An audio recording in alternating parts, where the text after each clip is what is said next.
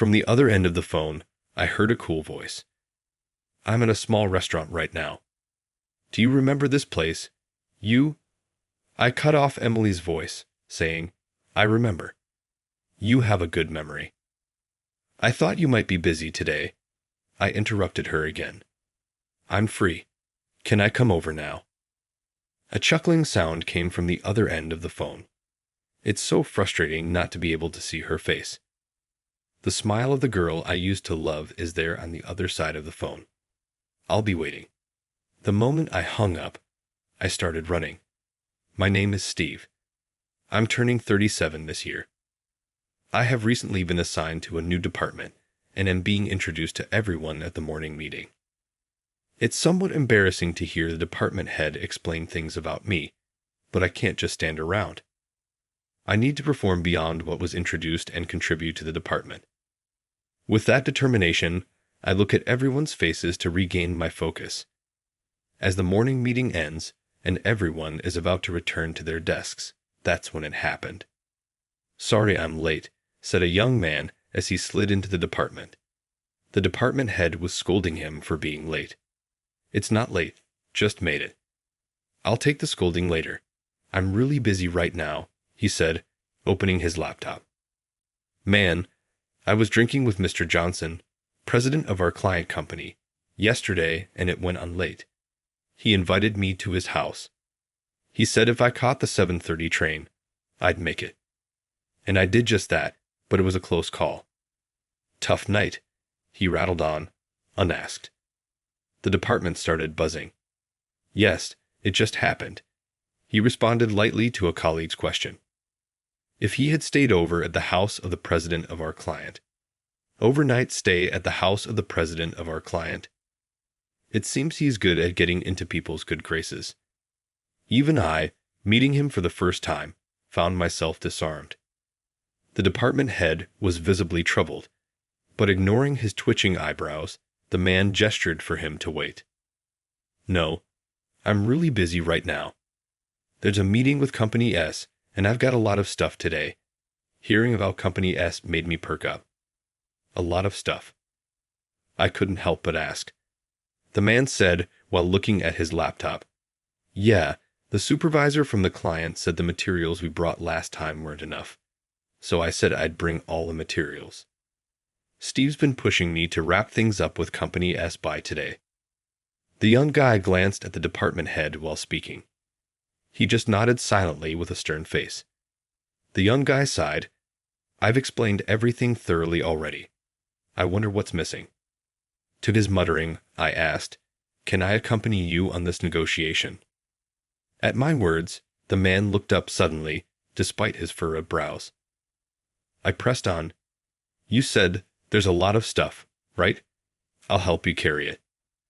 My offer seemed like a godsend as his face lit up. "Really? That would be a big help," he said, then looked back down at his laptop. "I'll call you when we're leaving. Thanks a lot."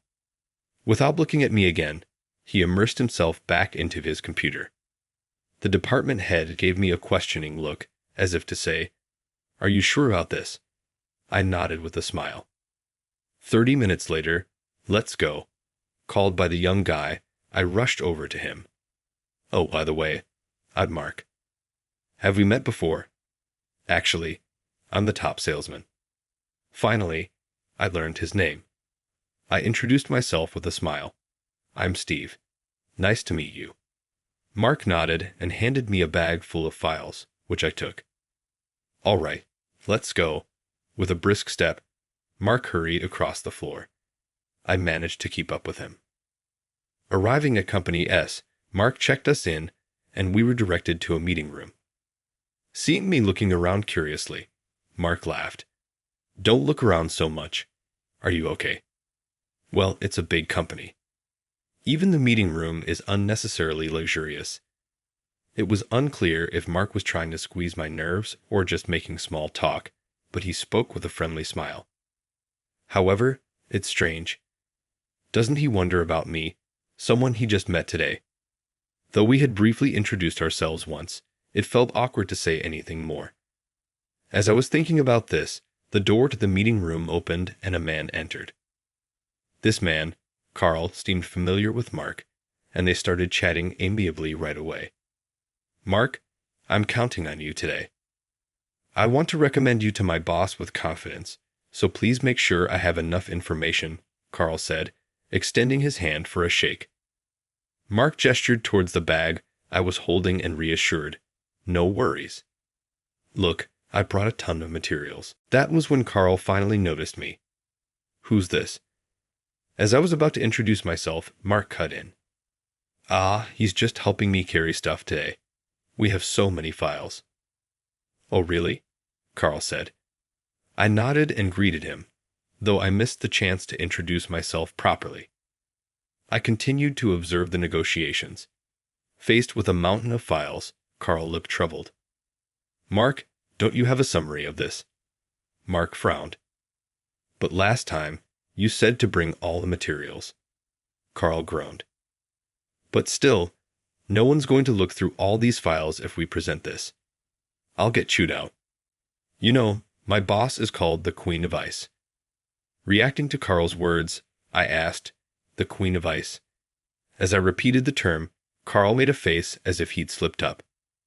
"Please don't mention it. She's very capable, but strict with herself and others. They call her that behind her back, but her judgments are sound, and I've learned a lot under her. So I do respect her," he explained, choosing his words carefully. Internally, I smiled wryly. "Anyway, we can't present this," Carl concluded decisively, dismissing Mark's suggestion. "Oh, come on. We've been pressured to wrap this up by today. Can't we meet your boss directly?" "I'll explain," Mark asked. Carl shook his head vehemently. "That's impossible. She's busy with meetings at another branch today." As Carl paid Mark clung to hope. "Please, just 5 minutes." I chuckled to myself. There's no way you can explain all this in just 5 minutes. Mark bristled at my comment. "Don't speak up when you don't know anything. I've explained this product many times before." It seemed I had inadvertently wounded the pride of the top sales performer. Regardless, I handed my business card to Carl. "Could you please pass this card to your boss?" Carl frowned. But I took a deep breath. "Isn't your boss Emily?" At my words, Carl's eyes widened. "How do you know that? Did I mention it?" I shook my head. "I have known her for a long time. If my business card does not work, then I'll give up and leave for the day." At my words, Mark shot me a reproachful look. I ignored it and continued to stare at Carl. Hesitantly, Carl stood up. "I'll just pass the card. If it doesn't work, you leave today, right?" After his words, I nodded firmly. Reluctantly, Carl took my business card and left the meeting room. After the door closed, Mark began to rant in a panic. "What are you promising on your own? We are told to be done by today. If we can't meet, then just leave like that." I sat at Mark's complaints. Either way, they will not meet us if we don't do anything. I didn't look at Mark as I replied. I could see from the corner of my eye that Mark was flabbergasted. "I'm going to say it was your fault today." I just chuckled at his petulant tone. Then, 10 minutes later, the door opened and a familiar face appeared. "Steve, when did you get back to the U.S.?" a flushed Emily asked, and I smiled. "Today is my first day back at headquarters." Emily was greatly surprised. "Really? You came to us on your first day. If you had told me, I would have handled it myself." Carl entered the meeting room delightfully. He seemed bewildered, probably having never seen his boss up close like this. Mark's reaction was predictable. Even without looking, he must have his mouth wide open. "Sorry to trouble you. May I proceed with explaining the product?" Emily nodded slightly but then thoughtfully added, "Since you're here, it might be a bit of a hassle, but could you explain it to 2 more people?" I nodded, not fully understanding. Then Emily instructed Carl, who left the meeting room. Again, shortly after, Carl returned with 2 men. These are Mr. Chan and Mr. Hang from our Chinese branch. Since you're here, could you give the presentation in Chinese? She smiled slightly, gauging my reaction. I feel like I'm being tested, and it excites me. Just what I wanted. Of course, Emily. Will you? Emily crossed her arms, her expression turning serious. If these two are convinced, I will be too. If there are parts they aren't satisfied with, we'll need more materials. Later, with the reunion scene over, she switched to business mode, the Queen of Ice persona perfectly intact, devoid of any smile. While feeling a nostalgic fondness internally, I switched into work mode. I set aside the vast files I had brought and began explaining in detail, using the materials Mark had previously used in negotiations, addressing the two Chinese gentlemen. I answered their questions accurately. I could sense that Mark was genuinely surprised. It felt good, a little, but no, it's not right to mock the young man, however, being skilled at winning people over and having never really faced setbacks due to his top sales performance and excessive confidence. Perhaps it wouldn't hurt to bend his pride just a little. In fact, this product was one I handled while in China. Therefore, I knew more about this product than Mark did. Having seen the manufacturing process and known the development history, I could provide a more detailed explanation than an average salesperson might. The two Chinese gentlemen were very pleased with my explanation, talking to Emily with satisfaction. Emily discarded her iron mask and smiled. Very impressive. May I ask a question too? Prompted by her, I tightened my loosened focus. She had grilled me over and over again in the past. If I stumbled even slightly, it was back to the drawing board. Reminded of my younger days, I renewed my determination. Her questions were sharp, but I managed to answer all of them smoothly. The contract was settled on the spot, and the negotiation was a great success.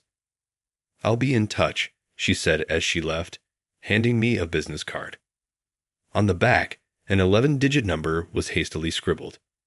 As we exited, Mark started firing questions like a machine gun. Wait, what's going on? Who are you really? You're not just the new guy who volunteered to carry stuff, right? I chuckled. I'm a guy who spent 8 years honing skills at our China branch and returned today as the head of sales section 1, proficient in Chinese. At my words, Mark's eyes bulged in surprise, and he apologized deeply. I'm so sorry. I burst out laughing. You should listen when people talk, you know. Our department head tried to introduce me several times, but you never paid attention, did you? Mark shrank a bit. I'm sorry. I was busy and flustered. I looked at him seriously. You've gotten by with that attitude so far, but what if I had been a very difficult man? You'd be fired, you know. Mark paled a little. But you're really lucky I'm not at all difficult. Too bad for you, but it was a close call today, huh? It was good luck that I came along today. Mark glanced at me tentatively. So, Steve, how did you get on Emily's good side? He was surely looking to turn my story into a learning opportunity for his job. Smiling inwardly, I began to share an old story with him as we headed back to the office. 15 years ago, after graduating from university, I started working in sales at this company. I underwent training, shadowed a senior, and when it was time for me to handle things on my own, I was assigned to Company S. At that time, Emily was also newly tasked with handling negotiations with our clients. Being new and extremely vigilant, she would stop my explanations at every turn to ask for details. And if I hesitated in my explanations even slightly, she would order me to take the issue back and revise. She was a tough person. She held herself to the same standards, always impeccably dressed in a crisp shirt and well-tailored suit. Back then, I was an audacious young man trying everything I could to win over this difficult client. But she only smiled when I explained things well. It was almost like she was a teacher, and I found it somewhat frustrating. And then, as things went on, I found myself falling for her. Her occasional smile breaking through her iron mask, That smile was incredibly beautiful. I was driven by the desire to see that smile and worked hard to suggest things she would like. Gradually, my performance improved, and then, 8 years ago, I received a transfer order. The location was China. I informed her about the change in my responsibilities, but her expression remained stoic. However, unusually for her, she who had never accepted an invitation for a drink, even for business entertaining, asked me out for a drink as a farewell party. Just the two of us. It was in a small restaurant, and we spent just an hour, no flirty conversations, just good food. Not much talk, but the food was delicious. I was impressed she knew such a good place, though it seemed irrelevant. Her last words to me were, "I hope we meet again." Those words strangely lingered in my heart. As I finished my story, omitting my romantic feelings, Mark's eyes widened in amazement. Wow, I'm not good with that kind of strictness. Redoing work if it's not perfect, that's too much for me, Mark said in a disheartened voice. You need that kind of resolve to get attention from some people. Mark grinned dramatically, and I'll leave such people to you, Steve, and I nudged him lightly. I wondered how to toughen up this guy who seemed unlikely to be defeated by a mere dent to his pride. After a tumultuous first day, as I left work, I found myself pondering over something the business card from Emily turned over. 11 digits, definitely a cell phone number, probably Emily's private number. Should I call it? Not calling might be impolite after she gave it to me. Various thoughts crossed my mind, but I decided to be honest with my desires. I wanted to see her. That reason was enough. I dialed a number with a pounding heart, and it connected even before it rang once. Just that made me incredibly happy. Hello. Her voice came through. Tentatively, right? She wouldn't know my number. Ah, it's Steve. As I spoke, Emily's tone relaxed a bit. Ah, I thought so. Thank you for calling. A brief silence followed. I'm at a small restaurant right now. Remember this place before you went to China? Before Emily could finish, I interrupted. I remember. Good memory. I thought you might be busy today. I cut her off again. I'm free. Can I come over now? A chuckle came through the phone. It's frustrating not being able to see her expression. The smile of the woman I liked is on the other side of the phone. I'll be waiting. The moment I hung up, I started running. When I arrived at the small restaurant, panting, Emily chuckled.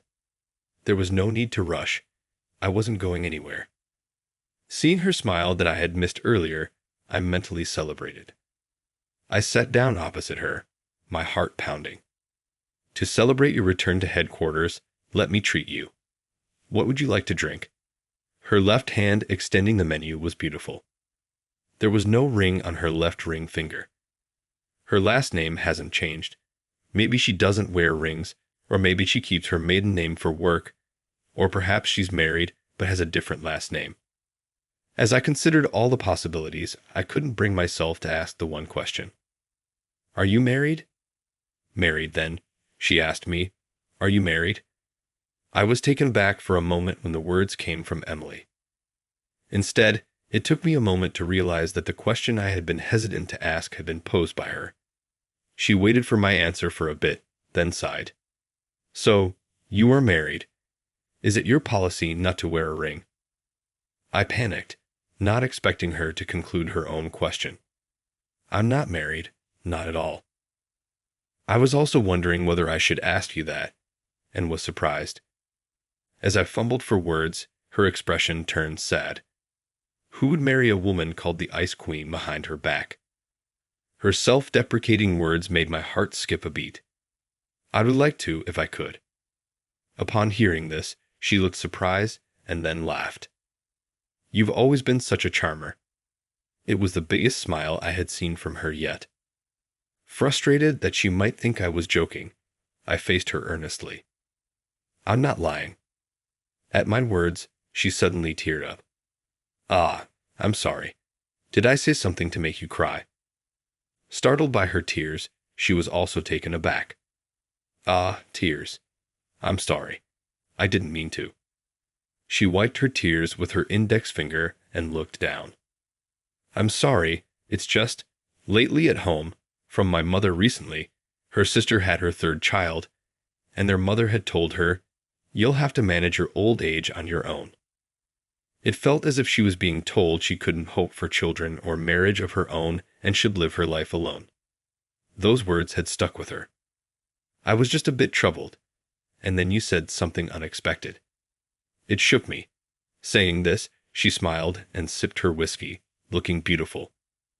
Why would you say something so unexpected? I've always liked you, Emily. I decided to be forthright, ignoring her puzzled look. At first, working with you, I was always messing up, and you patiently suggested improvements. When things came together, you smiled at me. That smile was beautiful. I poured out all my feelings. Even today, in the meeting room, seeing you who usually doesn't smile like that, smiling so much because of our reunion. And earlier, when I ran all the way here, and you smiled, I want to see more of your smiles. I want to see the expressions you show only to me. Even while I was in China, I couldn't forget you. She was flustered. Wait, that's embarrassing. Are you joking? She questioned if all I had said was a lie, disbelieving. I exclaimed quietly, it's not a lie, Emily. At this, her face turned bright red. If you've given up on marriage, please marry me, even if it's just as partners for our later years. Please stay by my side. I'll spend the rest of my life making you fall for me. Her lips trembled. But I'm already 39 years old and children, Steve. You should marry a younger woman, not someone like me. It was painful to hear her say that. I gently wiped the tears welling up in her eyes with my index finger. Startled by my touch, she flinched. I want to be with you, not with some younger woman, but with you, I said quietly, looking into her eyes. When I was about to go to China, you said it would be nice to meet again. When we met again, I was determined to confess to you, of course, only if you weren't married. Her eyes widened. Wait, you mean since that time? I nodded. I've been telling you. I've always liked you, even before then. She pouted. Then why didn't you say anything before you went to China? I was stunned. Oh, because it seemed like there was no chance. I thought you wouldn't see me as a romantic prospect. When I said this, she puffed her cheeks. It's not true. Back then, I liked you. I almost shouted out loud but stopped myself. It's not good to yell in a small restaurant. What? As I was speechless, she looked down. Why would a woman go to dinner alone with a guy who she does not like normally? Hearing this, I held my head. Right, she was that kind of woman. Even if it was just a farewell party, her invitation indicated that there was a chance. Ah, I love you so much. The words naturally came out, and she blushed deeply. I'm sorry for being so dense. I'm sorry for wasting your time. Is it still okay if we start now? She nodded slightly. Truly, she had no confidence in being loved. If that's the case, I'll make her feel loved as much as possible from now on, that she is deeply loved for a lifetime. 2 years have passed since then. Ah, Robert is crying. Emily's shout made me hurry over. Wait, if Robert is crying, look, Hannah started crying too. We are married and currently on parental leave, raising our twins. After getting married and considering our ages, we quickly sought fertility treatments and were blessed with twins, a boy and a girl. At 41, having twins was a concern, but the Queen of Ice bravely went through her pregnancy, worked hard until her maternity leave, and successfully gave birth to twins. She was divine after giving birth. Thank you for everything. I love you. When I expressed my gratitude, Emily let tears fall. I wonder if I deserve to be this happy. I'll never forget the moment she said that with tearful eyes. Today, Mark is coming over to celebrate the birth. I want kids soon too, says Mark, who doesn't even have a partner yet. I wonder how they'll react to the realities of parenting. How much will it deflate his pride? I'm looking forward to it. As we soothe our little twins, I wonder if it's bad for their education to harbor such feelings. I hope these kids grow up straight and true, bathed in our love. Emily and I smiled at each other as we soothed our children together.